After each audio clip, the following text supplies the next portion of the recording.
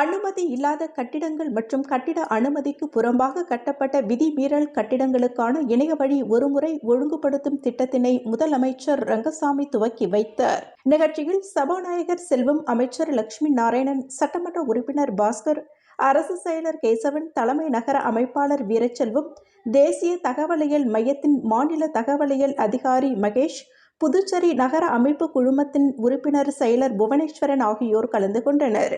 புதுச்சேரி நீதிமன்றத்திற்கு இமெயில் மூலமாக வெடிகுண்டு மிரட்டல், மோப்பநாய் மற்றும் வெடிகுண்டு நிபுணர்கள் தீவிர சோதனை.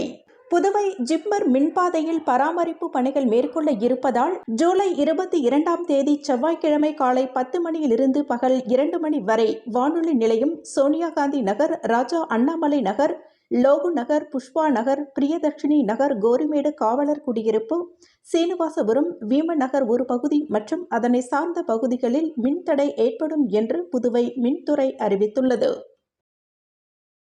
புதுச்சேரி அரியாங்குப்பத்தைச் சேர்ந்த கல்லூரி மாணவரும் தாவேகா உறுப்பினருமான சரண் தாவேகா கட்சி கொடியினை ஆழ்கடலில் ஏந்தி தனது ஆதரவை வெளிப்படுத்தினர். சேலஞ்சர்ஸ் கிரிக்கெட் கிளப் நடத்தும் 2ஆம் ஆண்டு கிரிக்கெட் போட்டி பரிசளிப்பு விழா பெரிய காட்டுப்பாளையம் பகுதியில் நடைபெற்றது.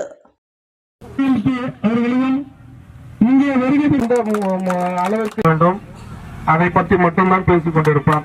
புதுச்சேரி முதலமைச்சர் ரங்கசாமியின் பிறந்த நாள் வருகின்ற ஆகஸ்ட் மாதம் 4 பவள விழாவாக கொண்டாடப்பட இருக்கின்றனர். எனவே அவரின் பிறந்த நாளை முன்னிட்டு ராயல் சிசி மற்றும் கிங்ஸ் லெவல் சிசி அணிகள் இணைந்து நடத்தும் என்ஆர் டிராபி கிரிக்கெட் போட்டியின் துவக்க விழா அபிஷேகப்பாக்கம் சிவன் கோவில் எதிரே உள்ள மைதானத்தில் நடைபெற்றது.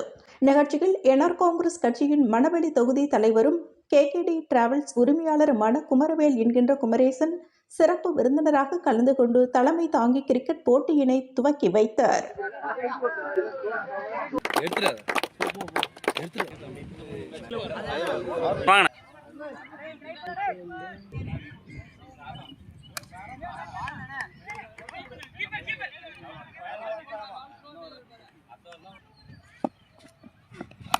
Catch it!